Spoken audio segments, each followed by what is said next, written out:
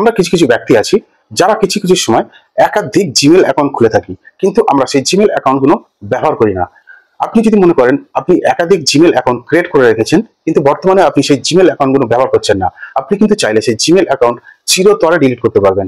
মানে একেবারে জিমেল থেকেই আপনার ওই অ্যাকাউন্টটা ডিলিট হয়ে যাবে। আমাদের সঙ্গে কিন্তু এরকম হয়ে থাকে, আমরা একাধিক জিমেল অ্যাকাউন্ট ক্রিয়েট করে থাকি, কিন্তু আমরা একাধিক জিমেল অ্যাকাউন্ট ব্যবহার করি না। কিছু কিছু জিমেল আছে যেগুলো ব্যবহার করি না, ওই অবস্থায় ক্রিয়েট করা থাকে। আপনারা যদি মনে করেন কোনো জিমেল অ্যাকাউন্ট আপনি বর্তমানে ব্যবহার করছেন না, সেই জিমেল অ্যাকাউন্টটা আপনারা চিরতরে কিভাবে ডিলিট করবেন, তা চলুন সেটা কিভাবে করবেন দেখে নিই।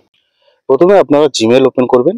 জিমেল ওপেন করার পরে এখানে দেখুন প্রোফাইল আইকন আছে উপরে, এখানে ক্লিক করবেন।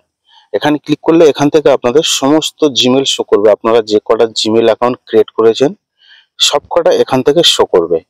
তা আপনারা চাইলে এখান থেকে যদি মনে হয় যে ব্যবহার করছি না এরকম জিমেল, সেটা এখান থেকে ডিলিট করতে পারবেন। তা ওই জিমেলটা সিলেক্ট করে এখানে গুগল অ্যাকাউন্টে ক্লিক করবেন। গুগল অ্যাকাউন্টে ক্লিক করার পরে এখান থেকে দেখুন ডেটা অ্যান্ড প্রাইভেসি, এখানে ক্লিক করবেন।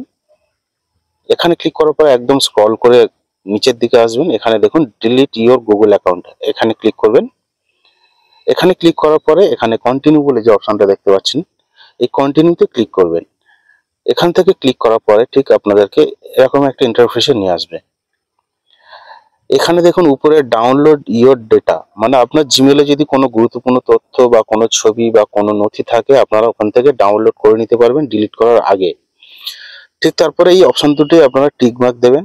দেওয়ার পর এখানে নিচে দেখুন ডিলিট অ্যাকাউন্ট, এই ডিলিট অ্যাকাউন্টে ক্লিক করবেন। আপনার ওই জিমেলটা চিরতরে ডিলিট হয়ে যাবে। ধন্যবাদ। এই ছিল আজকের গুরুত্বপূর্ণ বিষয়।